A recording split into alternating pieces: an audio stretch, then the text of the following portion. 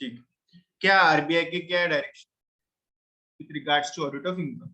RBI has advised that in respect of any income which exceeds 1% of the total income of bank, if the income is reckoned on the gross basis, or 1% of the net profit before taxes if the income is reckoned on net of cost basis, should be considered on accrual as per the accounting standard 9. देखो बोलने का मतलब इनका यही है कि आपको मालूम है अपन लोग सारे इनकम और सारे एक्सपेंसेस एक्रूअल बेसिस के ऊपर लेते हैं। आपको मालूम है तीन अपने फंडामेंटल अकाउंटिंग अजम्पशन लेते हैं, गोइंग कंसर्न, कंसिस्टेंसी और एक्रूअल बेसिस। ये आप लोगों को मालूम है। अपन लोग इनको क्या करते हैं, अपन लोग इनको एक्रूअल बेसिस के ऊपर इनकम एंड एक्सपेंसेस को लेना चाहिए। अब क्या बोलता है आरबीआई के, इसका आरबीआई का देखो आपको आरबीआई की गाइडलाइन फॉलो करना है अगर आप बैंक करके ऑपरेट कर रहे हैं तो, क्योंकि आरबीआई की गाइडलाइंस वहां पे उसको कोई डिस्क्रिप्शन नहीं रहता। आरबीआई की गाइडलाइंस जो है आपको फॉलो करना है। आरबीआई ने क्या दिया हुआ है, एक रिलैक्सेशन दिया हुआ है बैंकिंग कंपनीज को कि आप लोग अपनी इनकम एक्रूअल बेसिस पे रिकॉर्ड करते हैं, एक्सपेंसेस एक्रूअल बेसिस पे रिकॉर्ड करते हैं, ओके ठीक है। लेकिन जो इनकम आपकी 1% ऑफ टोटल इनकम से अगर कम है तो उसको आप रिसीट बेसिस पे भी अकाउंटिंग कर सकते।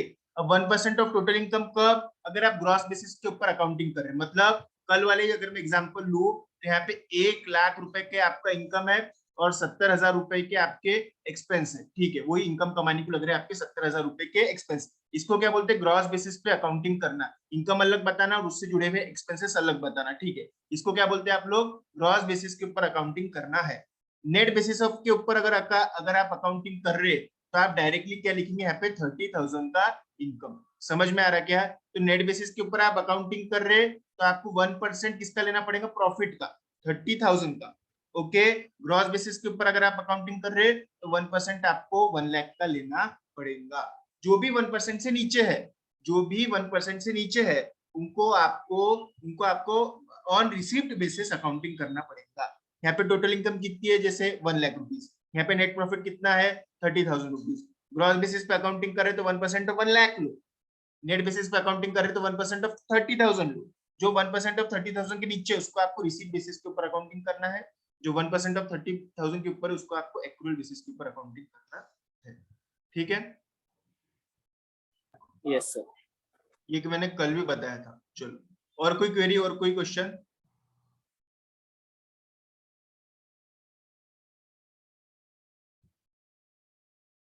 ठीक है। और एक दूसरी बात, अपना बैंक ऑडिट का टॉपिक 1 या 2 दिन में खत्म हो जाएगा। मंडे को, आई रिपीट, मंडे को इसके ऊपर टेस्ट रहने वाली है। Start preparing for the test as soon as you can. Monday को आपकी इसके ऊपर टेस्ट रहने वाली है, अभी से प्रिपेयर करना चालू कर देना, ठीक है। यहाँ पे थे अपन लोग reversal of income in case of NPA. आपको मालूम है एनपीए के जो खाते एनपीए में चले जाता है उसके ऊपर आप लोग कोई भी इंटरेस्ट इनकम या फिर कोई भी चार्जेस वहां से वसूल नहीं करते हैं। जिस दिन खाता एनपीए में चले गया, फ्रॉम दैट डे आप उसके ऊपर कोई भी इंटरेस्ट डेबिट नहीं करेंगे, कोई भी चार्जेस किसी भी तरीके की क्यों ना हो आप उसके ऊपर डेबिट करने वाले नहीं है, ठीक है। और जो चार्जेस पीछे डेबिट हो गए होंगे एनपीए होने के पहले, उसको आपको क्या करना पड़ेगा, रिवर्स करना पड़ेगा। इसको क्या बोलते हैं, रिवर्सल ऑफ इनकम। देखो एनपीए बनने के बाद में no charges no interest. NPA बनने के पहले जो चार्जेस और इंटरेस्ट डेबिट होके पड़े हैं लेकिन आपको वो नहीं मिले हैं, रियलाइज नहीं हो पाए हैं, उसको आपको रिवर्स करना पड़ेगा। If any advance including bill purchase discounted become NPA as at the close of any year, the entire interest accrued and credited to the income account in the past period should be reversed or provided for if the same is not realized. If the same is not realized, ठीक है। एक example देता मैं आपको। 1/5 को एक particular account NPA में चले गए, ठीक है। उसका जब कितना था डेबिट बैलेंस, 90,000 रुपए था। अब ये 90,000 के अंदर कैसा है, 18,000 रुपए का उसको अपन ने ब्याज डेबिट किया हुआ है एनपीए बनने के पहले। तो कैसा हो जाएगा, आपको ये जो ब्याज डेबिट होके पड़े हुआ है एनपीए होने के पहले, एनपीए होने के बाद में तो नो इंटरेस्ट नो चार्जेस, 1/5 से आगे तो कोई भी इंटरेस्ट नहीं कोई भी चार्जेस नहीं। 1/5 के पहले इंटरेस्ट पड़े हुआ है, लग के पड़े हुआ है, लेकिन वो वसूल नहीं हुआ। समझ में आ रहा है कि इंटरेस्ट लगे हुआ है लेकिन वो वसूल नहीं हुआ है, तो फिर उसका कैसा, यस एनीबॉडी, उसका क्या करना चाहिए, फिर 18,000 रुपए का क्या करना चाहिए? Yes question open for all, बताओ। 1/5 के बाद में तो कुछ नहीं, सर 1/5 के पहले जो लगा है उसका क्या? सर रिवर्स करना Reverse. पड़ेगा। रिवर्स हो जाए। वो सब रिवर्स हो जाता है। मतलब वो 18,000 रुपए भी आपको उसके खाते में से अगर डेबिट होके पड़े होंगे तो उसको क्रेडिट करना पड़ेगा। उसका आउटस्टैंडिंग सिर्फ 72,000 ही दिखना चाहिए। 18,000 का रिवर्सल करना पड़ेगा। मतलब पीएल को पहले क्रेडिट किया होगा, 18,000 उसको डेबिट किया तो पीएल को क्रेडिट किया होगा। अब पीएल को डबल से डेबिट करो, उसके खाते को क्रेडिट करो। इसको क्या बोलते हैं? Reversal of income.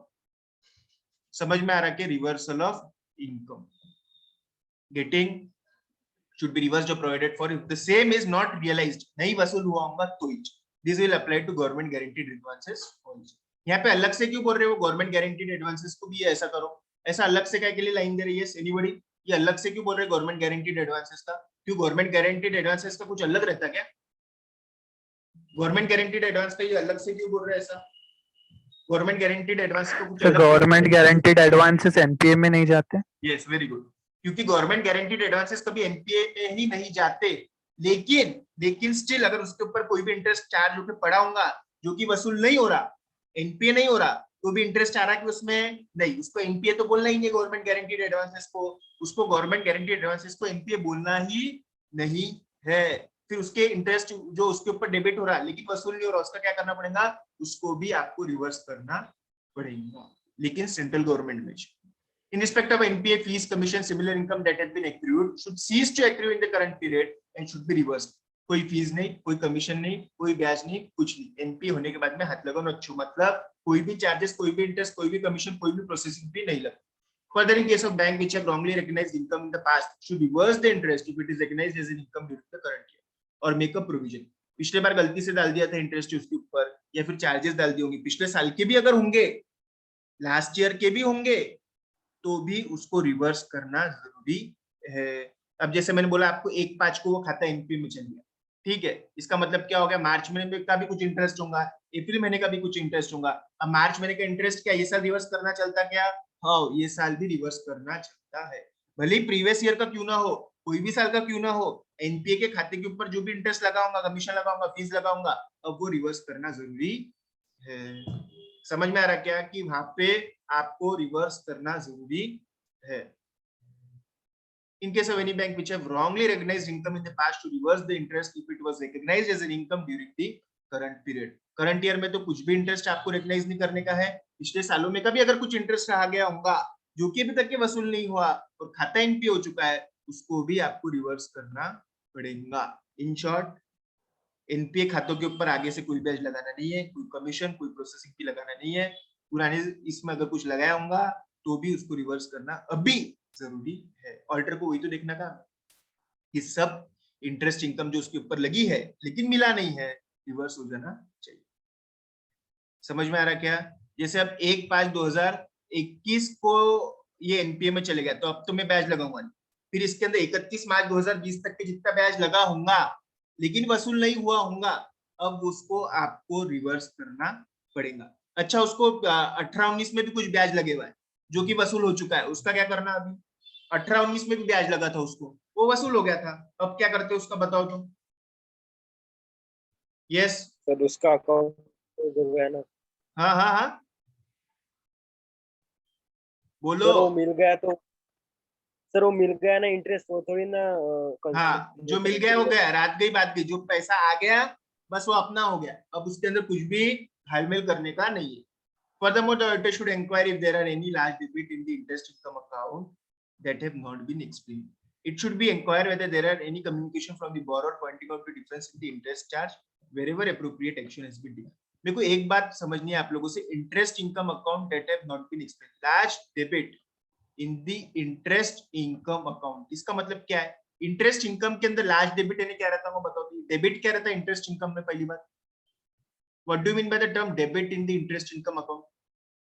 बोलो तुम, इंटरेस्ट इनकम के अंदर डेबिट मतलब क्या? Yes anybody? रिवर्सल।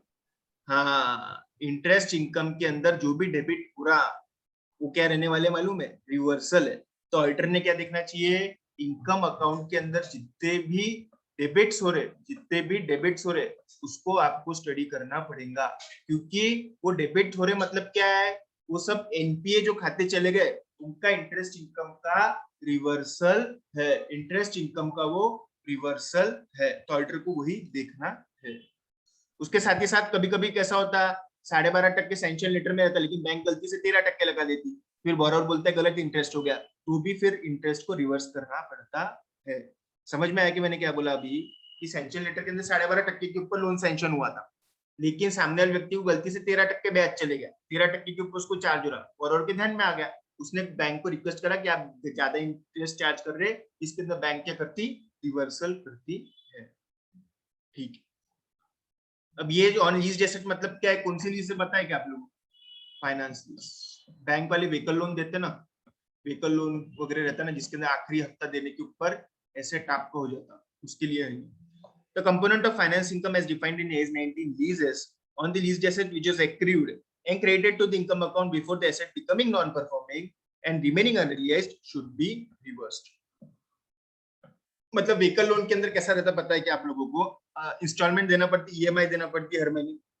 अब कैसा हो गया, जो व्यक्ति ने 3 ईएमआई नहीं दी, 90 दिन हो गए, टर्म लोन की केस है, उसका खाता काय में चल जाएगा, एनपीए में। फिर 3 ईएमआई के अंदर का जो ब्याज का जो एलिमेंट है, 3 ईएमआई के अंदर ब्याज का जो एलिमेंट है उसको रिवर्स करना पड़ेगा। समझे कि आप लोग, व्हीकल लोन के अंदर वो आखिरी किस्त देने पे व्हीकल आपका हो जाता है ना, जब तक के आरसी पे बोझा चढ़े हुआ रहता, जिस दिन आपने आखिरी किस्त दे दिया, आरसी पे का बोझा हट जाता, व्हीकल आपका हो जाता। ठीक है, 3 इंस्टॉलमेंट नहीं दी तो खाता एनपीए में हो जाता। मैं 3 इंस्टॉलमेंट की क्यों बात कर रहा बार बार, yes why I am talking about 3 installments only. Sir 90 दिन। हाँ, 90 दिन वाला क्राइटेरिया है टर्म लोन में, टर्म लोन में 90 दिन वाला क्राइटेरिया है ना, 3 इंस्टॉलमेंट नहीं दिया, 3 इंस्टॉलमेंट नहीं दिया तो आपका वो खाता काय में चल जाता, एनपीए के अंदर। तो अब इसके अंदर आखिरी के 3 इंस्टॉलमेंट नहीं देने के ऊपर क्या होगा, खाता एनपीए में चल जाएगा। फिर वो 3 इंस्टॉलमेंट में आपको मालूम है क्या, जब आप इंस्टॉलमेंट देते तो इंस्टॉलमेंट में क्या रहता, प्रिंसिपल रहता है कि इंटरेस्ट रहता है, यस बताओ तो, इंस्टॉलमेंट में प्रिंसिपल रहता है कि इंटरेस्ट रहता, तो दोनों रहते हैं। यस दोनों रहते, वो दोनों ही रहते। तो आखिरी के 3 इंस्टॉलमेंट नहीं देने के ऊपर खाता एनपीए में चले जाएगा, पहली बात। दूसरी बात, अब वो आखिरी के 3 इंस्टॉलमेंट में क्या रहेगा, ब्याज भी रहेगा, है ना, आखिरी के 3 इंस्टॉलमेंटों में ब्याज भी रहेगा, वो ब्याज को रिवर्स करना पड़ेगा, क्योंकि एनपीए में जाने के बाद में कोई किसका नहीं रहता, जो भी ब्याज लगा है और जो वसूल नहीं हुआ है, इंटरेस्ट होगा, पीनल इंटरेस्ट होगा, उस सबको रिवर्स करना पड़ता। समझे क्या, इसके अंदर कोई डाउट है कि लीज एसेट में कोई भी डाउट होगा तो पूछो अभी। हाँ चलो आगे, yes anybody is having any doubt up till here. Sir वो पहला जो महीना है उसको वही एनपीए हो जाएगा ना, बाकी 2 महीने को तो 90 दिन होने के बाकी रहते हैं। बेटा ऐसा नहीं रहता, उसके अंदर 3 इंस्टॉलमेंट नहीं दिए तो उसके अंदर एनपीए में खाता चले जाता है, ये आखिरी में देखना पड़ता है आपको। जो मैं ये बार बार बोल रहा आपको, ये कब देखना पड़ता मालूम है क्या, 31/3 को ये देखना पड़ता है। समझ में आ रहा है क्या आप लोगों को, 31/3 को देखना पड़ेगा कि 31/3 को अगर सामने वाले व्यक्ति ने 3 इंस्टॉलमेंट दिए भी नहीं है, क्या बोल रहा मैं श्रीहरि, 31/3 को आपको देखना पड़ेगा कि सामने वाले व्यक्ति ने अगर 3 इंस्टॉलमेंट दिए भी नहीं है, 31/3 को अगर सामने वाले व्यक्ति ने 3 इंस्टॉलमेंट दिए भी नहीं है तो उसका खाता एनपीए में चले जाता है। समझ में आ रहा है कि एक बार एनपीए, ऐसा एक एक इंस्टॉलमेंट का नहीं देखना है आपको। समझ में आ रहा है क्या, 90 दिन से कोई पैसा आ रहा है क्या आपके पास में, नहीं है, नहीं, हर इंस्टॉलमेंट के लिए थोड़ी देखते बैठेंगे, ये इंस्टॉलमेंट के लिए 90 दिन, वो इंस्टॉलमेंट के लिए 90 दिन, फिर तो आखिरी वाली इंस्टॉलमेंट शेयर ही कभी एनपीए में नहीं आएंगे। समझ में आ रहा है कि ऐसा नहीं रहता 31/3 को 3 इंस्टॉलमेंट नहीं दिए चलो एनपीए, एनपीए में जाने के बाद में जो ब्याज नहीं मिला वो आपको सबका सब आपको रिवर्स करना पड़ेगा। ऐसा एक एक इंस्टॉलमेंट से देखते बैठे तो फिर तो हो गया, 31/3 को 3 इंस्टॉलमेंट दिए भी नहीं है चलो एनपीए, ये आप एनपीए है नहीं है कब देखते हैं, on the close of year. बेटा बटन दबाओ इसका, तो on the close of year आप उसको देख रहे कि वो एनपीए में जा रहा है नहीं जा रहा, एक एक इंस्टॉलमेंट पे ऐसा कोई नहीं देखता। ठीक है श्रेयरी, यस सर। चलो टेक आउट फाइनेंस, ये एक तरीके का रीफाइनेंस, कल भी मैंने बताया था ऐसा, एग्रीकल्चर लोन वगैरह में, इंडस्ट्रियल लोन वगैरह में क्या रहता है मालूम है कि एक लोन सपोज वो सामने वाला आदमी दे ही नहीं पा रहा, बहुत तकलीफ हो रही उसको, तो लेकिन वो लोन अगर नहीं दिया तो वो एनपीए में जा सकता है। फिर बैंक वाले क्या करते, एक काम करते हो, क्या करते हो, पुराना वाला लोन पूरा करने के लिए, पे करने के लिए, एनपीए से बचने के लिए एक और नया लोन दे देते हैं। वो नया लोन से जो आएगा उससे पुराना लोन भरो और फिर नया लोन का टर्न्योर चालू। टेक आउट फाइनेंस मतलब क्या?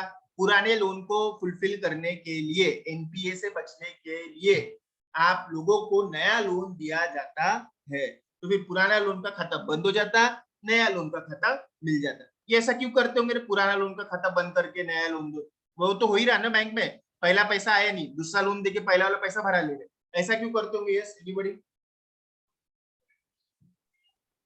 कौन बोलेगा? एनपीए में नहीं जाने के लिए। यस सिंपल, एनपीए में नहीं जाना जाने के चाहिए। लिए। और एनपीए में जाने से क्या हो जाएगा? एनपीए में जाने की वजह से सिबिल खराब हो जाता, बैंक का बोरोवर के साथ में रिलेशनशिप खराब हो जाता, उसको कहीं लोन नहीं मिलेगा और प्रॉब्लम ही प्रॉब्लम क्रिएट हो जाती है। कंपनी का नाम खराब हो जाता है, शेयर की वैल्यू कम हो जाएगी, सब जगह गंदगी मच जाती है, नाम खराब हो जाता है। ठीक है, इसके लिए क्या है? पुराने लोन को बंद करके नया लोन दिया जाता। नए लोन के पैसे देखो, बैंक क्या कर रहा है, एक हाथ से दे रहा, दूसरे हाथ से ले रहा। नए लोन के नाम पे पैसा दे रहा, पुराने लोन को बंद करा ले रहा। Take out finance is a method of financing whereby a loan that is procured later is used to replace the initial loan। क्या बोला मैंने अभी? नए लोन से पुराने लोन का खाता बंद करने का, इसको बोलते हैं take out finance. Loan that is procured later, यानी बाद में जो लोन लिया उससे क्या कर रहे? पुराने वाले लोन का मिटा दे रहे, पुराने लोन को नील कर। More specifically, a takeout or taking out finance is a long-term financing that the lender promises to provide at a particular date or when a particular criteria for completion of project है। Generally ये बड़े-बड़े building नहीं रहती है, जो बड़े-बड़े project रहते हैं, बड़े-बड़े टावर बनाते हैं ना, उसके अंदर ये चलता है। पुराने वाले लोन का हम आपको कैसा करेंगे? पुराने वाला लोन अगर आपसे नहीं हो रहा 2-3 साल कंप्लीट करने के बाद में, 2 साल 3 साल अच्छी बिल्डिंग कंप्लीट होने के बाद में, तो हम क्या कर देंगे? पुराने वाले लोन को बंद करने के लिए नया लोन आपको दे देंगे। उससे नया समय भी मिलेगा आपको और खाता भी एनपीए में नहीं जाएगा। लेकिन ऐसा हर एक को नहीं होता कि हमसे लोन नहीं भरना हो रहा, एक और लोन दे दो, हमसे लोन, फिर तो सभी लोग आ जाएंगे लोन लिए हुए, हमसे ये नहीं होता। ऐसा नहीं है, बड़े बड़े इंडस्ट्रीज में बड़े बड़े प्रोजेक्ट कुछ कंप्लीट हो गए, कुछ स्टेज तक के कंप्लीट हो गए, तो ही उनको ये दिया जाता है। जैसे एग्रीकल्चर में, हर एग्रीकल्चर के लोगों का रिस्ट्रक्चर होता है कि नहीं? दुष्काल वगैरह आया, ड्रॉट वगैरह आया, फेमाइन वगैरह आया, मतलब कुछ गलत हुआ, नैसर्गिक आपत्ति कुछ रही, तो ही वो किया जाता है। ऐसा तो हर एक ही आदमी आएगा फिर नहीं तो हमको रिस्ट्रक्चर करके दो।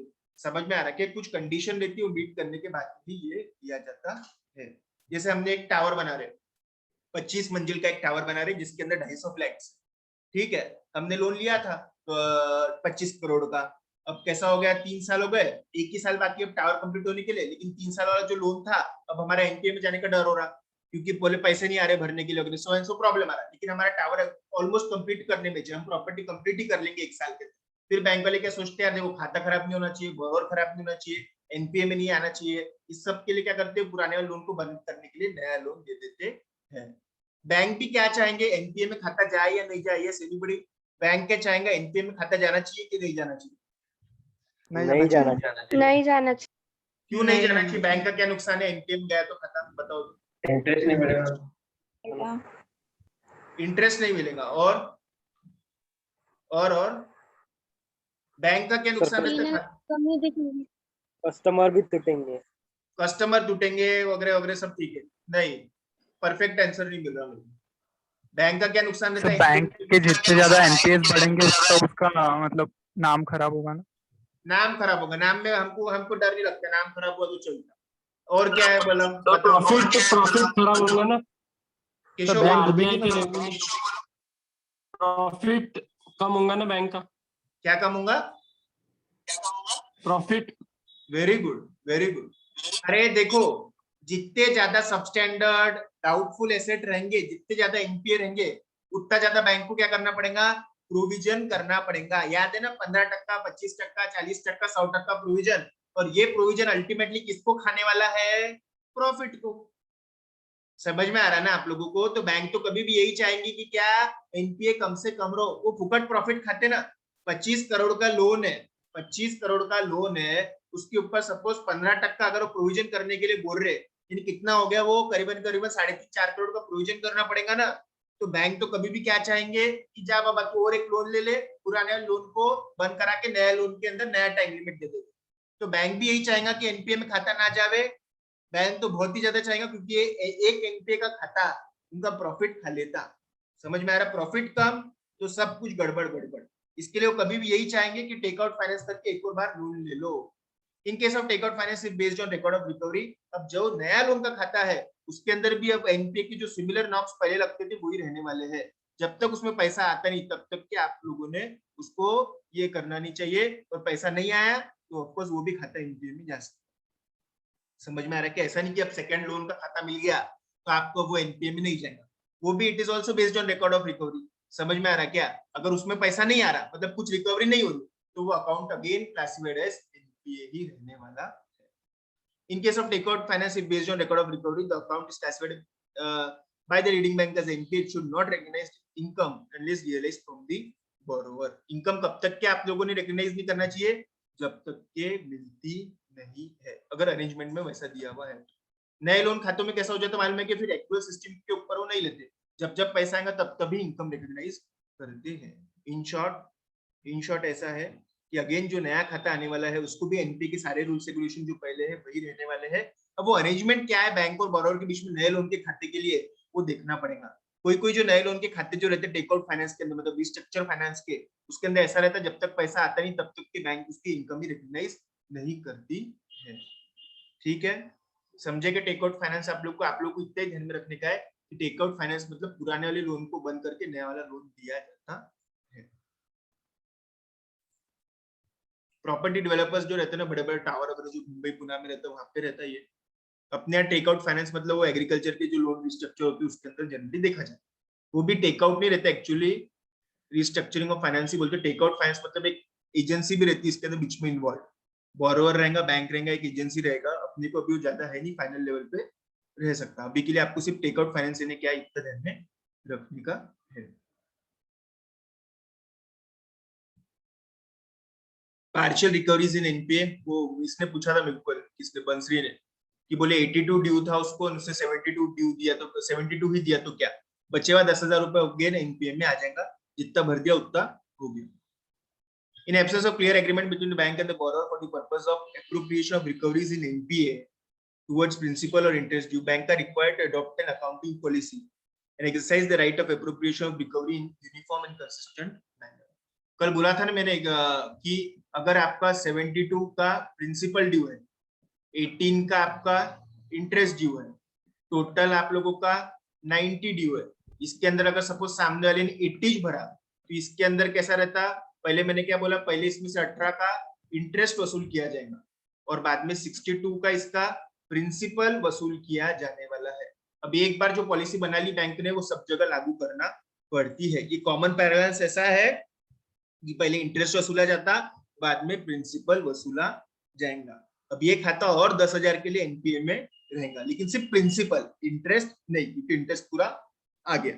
तो क्या अब वो जो 10 का जो प्रिंसिपल बाकी है, 10 का जो प्रिंसिपल मिलना बाकी है ना, क्योंकि उसने कितने दिए, 80 दिए, 90 दिए कि उसने 90 दिए कि नहीं, अब 10 का उसका प्रिंसिपल बाकी है, 10,000 के लिए वो अगले एनपीए में है ही अभी भी, है ना।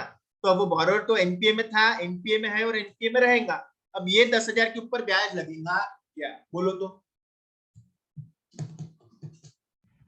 नहीं सर। नो क्यों? सर, क्यों क्यों क्यों? वो अभी भी एनपी में है। बराबर, एनपीए में था, है और रहेगा। जिस दिन वो 10 भर देगा फिर नया लोन का खाता खुलेगा, फिर नई चीजें नए दिन से होंगी। अभी तो एनपीए में था, है और रहेगा। 10 के लिए तो एनपीए में था, बोरोवर एबीसी लिमिटेड था, एबीसी लिमिटेड कल भी एनपीए में था, आज भी एनपीए में। पापा बोले 80 तो हमने भर दिए, फिर भी एनपीए में। हाउ? क्योंकि आपने पूरा रिकवरी नहीं किया है। तो फिर बोले 10 के ऊपर ब्याज लगेगा क्या, और अब ब्याज लगाने का काम नहीं है क्योंकि एनपीए में। तो बैंक जो पॉलिसी फॉलो करती है उसको सभी अकाउंट्स को इसी तरीके से फॉलो करना है। समझ में आ रहा? The appropriate policy to be followed is to be recognized income as per AS 9 when certainty attaches to the realization and accordingly amount reversed, derecognized or not recognized in the past should be accounted for. अब कैसा रहता मालूम है, कुछ बैंकों में इससे भी आगे बोले आपका खाता बोले 1/5 को एनपीए में चले गया था, ठीक है, 1/5 को एनपीए में चले गया था। कितना ड्यू था? 90,000 ड्यू था। बहुत ध्यान से सुनना, 1/5 को एनपीए में चले गया, 90,000 उसके ऊपर ड्यू था, ठीक है। 1/5 से मैंने उसको ब्याज लगाना तो बंद कर दिया, 1/5 से मैंने ब्याज लगाना बंद कर दिया। उसने लोकेश कितने तारीख को पैसा भरा मालूम है क्या? 1/8 को उसने पैसा भरा, 1/8 को उसने पैसा भरा, 1/5 को एनपीए में जाने के बाद में कभी भी जब उसके पास में पैसा आएगा उसने उसने भरा, 1/8 को उसने पैसा भरा, ठीक है, कितना भरा, 90,000 रुपए भर दिया। अब 90,000 रुपए भर दिया तो अब खाता एनपीए में से बाहर आ गया। अब लेकिन 1/5 से 1/6, 1/7, 1/8 ये 3 महीने का ब्याज बैंक ने डेबिट किया था कि खाते को, बताओ हाँ या ना में जवाब। नहीं सर। ऑफ कोर्स नहीं किया था क्योंकि एनपीए में चले गया था। लेकिन कुछ कुछ बैंक इससे भी आ गए, एचडीएफसी बैंक, आईसीआईसीआई बैंक, देखो कितने उन्हें कितने होशियार है। आरबीआई ने तो बोला ब्याज नहीं लेने का एनपीए में चले जाने के बाद में, क्योंकि मुद्दल ही नहीं आ रही थी तो ब्याज का तो सवाल ही नहीं। 1/8 को जब सामने वाले व्यक्ति पैसे भरने के लिए आएगा ना, पहले उससे 90 ले लेने का। फिर क्या बोलते होंगे बैंक वाले मालूम है, 3 महीने का हमने तो आपको ब्याज चार्ज ही नहीं किया, अब भर रहे ना तो 90,000 ये पहले भरो, साथ ही साथ 9,000 बोले 3 महीने का ब्याज था वो भी भरना पड़ेगा। ऐसा भी कहीं कहीं होता है, ये बैंक की पॉलिसी के ऊपर डिपेंड करता है।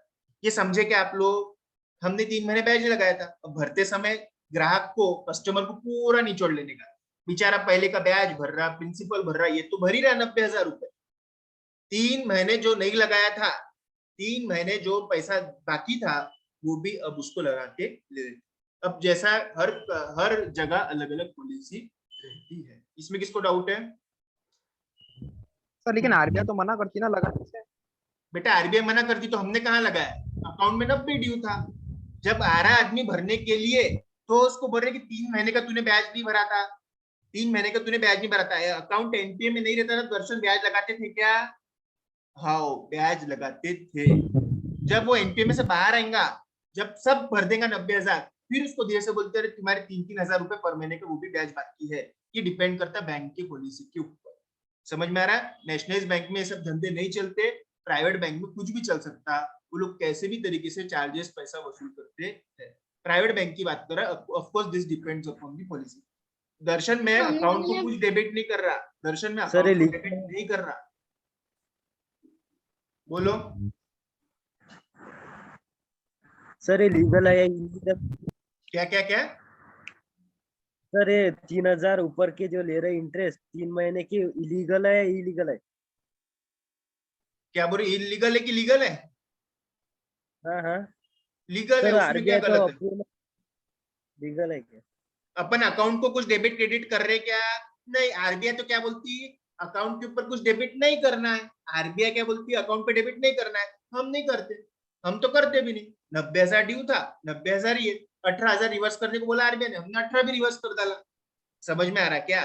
तो कैसा है, बाद में ये लोग वैसे भी पैसे वसूल करते हैं। मैं बोल रहा ऐसा प्राइवेट बैंक करते हैं, करना नहीं चाहिए लेकिन ये लोग करते हैं। समझ में आ रहा क्या? Appropriate policy to be followed is to recognize income as per S9 when certainty attaches to the realization. Accordingly, when certainty attaches to the realization, accordingly amount reversed, derecognized or not recognized in the income should be accounted for.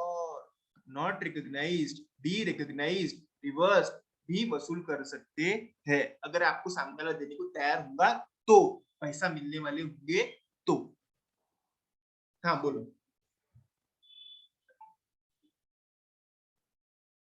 बोलो, कुछ question होगा, doubt होगा कुछ? हाँ तो सामने वाले ने पे करने से मना कर दिया तो? नहीं दिया क्योंकि बेटा यहाँ पे क्या है, रिकॉर्ड ऑफ रिकवरी। सामने वाला दे रहा होगा तो ही आपको इनकम करके रिकॉग्नाइज करना है। सामने वाला पैसा देखो, एनपीए वाले लोग कैसे रहते मालूम है कि इतने गले हुए रहते, इतने गए गुजरे रहते, इतने गरीब हो जाते वो। एनपीए में जाना है क्या, सामने वाले पैसा नहीं हो तो एनपीए में जा रहा ना, उसको 90,000 ही पूरा देने की ताकत नहीं रहती। 90 में का 89 भरता हो, 88 भरता हो तो ऊपर मांगेंगे तो वैसे भी सामने वाला कोई देता नहीं। देने वाला रहा तो लो, नहीं देते होंगे तो जान दो। देंगे तो ही इनकम रिकॉग्नाइज करेंगे, नहीं दिए तो कोई भी इनकम रिकॉग्नाइज नहीं होती। Yes yes sir. सामने वाला दे रहा हूँ तो भी आपको लगता है कि सामने वाला ज्यादा केसेस में देता हूँ, नहीं, जनरली वो लोग अवॉइड ही करते। एक बार एक बैंक में एनपी हो गया ना, उसका पैसा भर देंगे, फिर दूसरे बैंक की ढूंढता सामने वाला, काय को बैंक में झगड़े टंटे करना और डबल से। पहली बात, बहुत रिलेशन स्ट्रेच हो जाते हैं जहाँ पे आप एनपी हो जाते। 100 बार फोन आप उनके फोन में उठाते, लोगों को भेजते हैं चिट्ठियां, नोटिस, कोडबाजी, ये सब चलता है उसमें। आपको लगता है कि आप अच्छे कंडीशन में जाएंगे वहां पे, नहीं।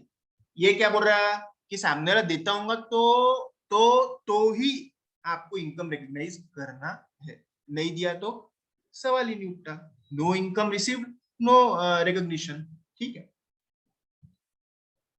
Interest partly Yes, fully realized in NPA can be taken into income. However, it should be ensured that the credit towards the interest in the relevant account are not out of the fresh additional credit facilities sanctioned to the borrower concerned. क्या बोल? Interest partly fully realized in NPA can be taken into income. Of course, realize मतलब जितना मिला उतना interest आपको NPA के खाते में इनकम करके रिकॉग्नाइज करना है. However, it should be ensured that the credit towards the interest in the relevant account are not out of the fresh additional credit facilities sanctioned to the borrower. ऐसा तो नहीं है ये एनपीए के खाते को बंद करने के लिए, एनपीए होने के बाद में एनपीए हो गया था ये खाता, ठीक है, ये खाता था, ये एनपीए हो गया, अब इसका ब्याज मुद्दल भरने के लिए कोई दूसरा नया लोन दिया हुआ है, तो ये लोन से अगर आप ये भर रहे तो इसके अंदर इंटरेस्ट इनकम रिकॉग्नाइज करना नहीं है. However, it should be ensured that the credit towards the interest in the relevant account are not out of the fresh credit facilities sanctioned to the borrower concerned. Sir फिर ये तो take out finance जैसे हो गया.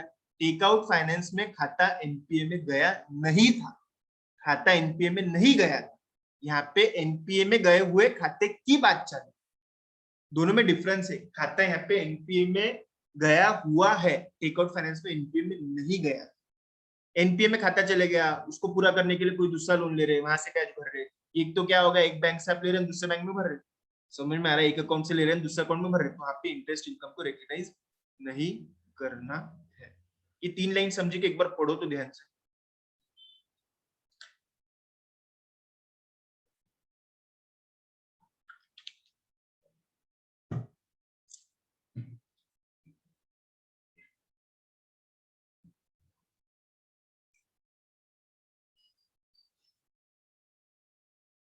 जो interest income यहाँ से मिल गई एनपीए खाते में से, वो तो ठीक है, आप रिकॉग्नाइज करने वाले, लेकिन कोई एनपीए खाते के लिए आपने दूसरा लोन दिया था, वहां से कुछ पैसा यहाँ पे भर रहे, तो आपको फिर इंटरेस्ट इनकम रिकॉग्नाइज करना नहीं.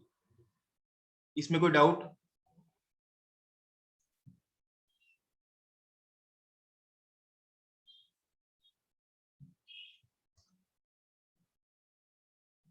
ठीक है. Memorandum of account. On an account turning NPA, bank should reverse the income already charged. ये तो पहले बोल दिया. Not collecting by debiting the P&L account and stop further application of interest. ये तो मालूम ही है. However, bank may continue to record such accrued interest in a memorandum account in their books for control purposes. For purposing computing gross advances, interest recorded in memorandum account should not be taken into account. क्या करते हैं कुछ account, कुछ bank वाले ऐसे भी चलते कि जैसे मैंने बोला ना कि 1/5 को खाता एनपीए में चले गए, 90,000 ड्यू थे, खाता एनपीए में चले गया, ठीक है, फिर 1/5 का पैसा कब जाके आ रहा तुमको, 1/8 को पैसा आ रहा. अब ये 3 महीने का बीच में का जो ब्याज है वो एक मेमोरेंडम अकाउंट में डाल के रख देते हैं. मेमोरेंडम अकाउंट लेकिन कहीं भी बुक्स ऑफ अकाउंट में, फाइनेंशियल स्टेटमेंट में नहीं दिखता. ऐसा ही एक झूठा मोटा अकाउंट है जहाँ पे सिर्फ इंटरेस्ट की पार्किंग चालू है कि 3 महीना अगर अकाउंट चालू रहता तो कितना ब्याज आता था, वो यहाँ पे सिर्फ डेबिट क्रेडिट करके रख देते हैं. हाउएवर ये फाइनेंशियल स्टेटमेंट में ये ब्याज कहीं भी इनकम करके रिकॉग्नाइज नहीं होता. एक कंट्रोल अकाउंट करके कि अगर खाता रेगुलर रहता था तो कितना ब्याज लगता था, ऐसा मेमोरेंडम अकाउंट में डाल के रख देते हैं. समझ में आ रहा है कि, लेकिन इसको इंटरेस्ट करके कहीं भी रिकॉग्नाइज करना नहीं है. पीएनएल में इंटरेस्ट इनकम आएगा क्या? नहीं. एक कंट्रोल अकाउंट है, कच्चा अकाउंट है जहां पे डाल के रख देते, अगर चालू रहता था खाता तो कितना ब्याज आता था. समझ में आ रहा क्या? ठीक. Interest income from investment. अब बैंक वाले भी इन्वेस्टमेंट करते, shares, bond, debentures, foreign exchange वगैरह, ठीक है, उनको भी क्या आता है, डिविडेंड वगैरह वो सब आता है, ठीक है. These include all income derived from government security, bond, debentures of corporate and other investment by way of interest, dividend, except income earned by way of dividend, ठीक है. From subsidiaries, joint ventures abroad and in India. Broken period interest paid on securities purchased and amortization of premium on SLR investment in net from the interest income on the investment. क्या बोल रहे हो? देखो SLR investment, पहले बात आपको पता है कि स्टैट्यूटरी लिक्विडिटी रेशियो आपको पता है ना. स्टैट्यूटरी लिक्विडिटी रेशियो के अंदर कुछ इन्वेस्टमेंट अलाउड थी, ट्रेजरी बिल में इन्वेस्टमेंट, गवर्नमेंट के शेयर्स, गवर्नमेंट की कंपनी के अंदर इन्वेस्टमेंट, उसको क्या बोलते थे अपन लोग? एसएलआर इन्वेस्टमेंट बोलते थे. आपको मालूम है सीआरआर कैश में रखना पड़ता था, सीआरआर काय में रखना पड़ता, कैश में, और एसएलआर काय में रखते आप लोग? गवर्नमेंट अनएनकम्बर्ड सिक्योरिटीज है, बहुत सारी चीजें उसके अंदर, गोल्ड है, ये सब चीजें, ठीक है. क्या बोल रहे हैं? These include all the income derived from government securities, bond, debentures of corporate, other investment by way of interest and dividend, except income earned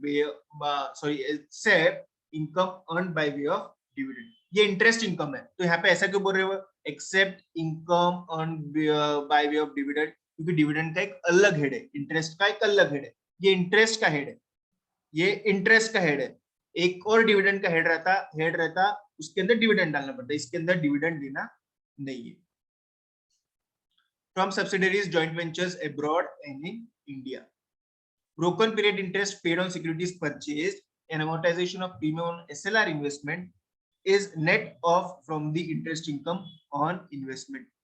Broken period interest क्या रहता पता है क्या आप लोगों को?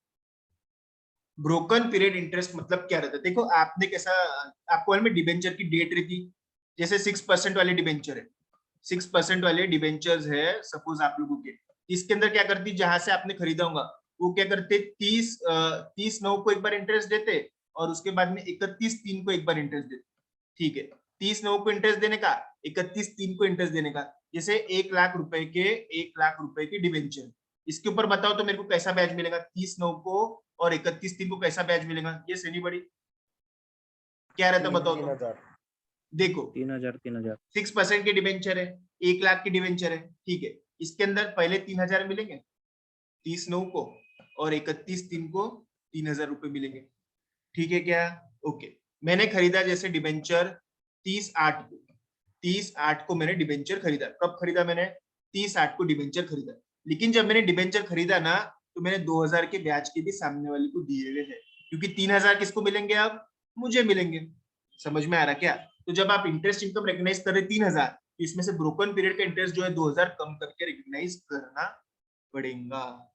ये कम इंटरेस्ट खरीदना, इसको बोलते हैं कम इंटरेस्ट खरीदना. आपने कभी टर्म भी सुना होगा. इन्वेस्टमेंट हो गया क्या आपका अकाउंट्स में? इन्वेस्टमेंट हो गया क्या? Yes sir. उसके अंदर कम इंटरेस्ट एक्स इंटरेस्ट होगा ना, आपने देखा होगा वहां पे. Yes sir.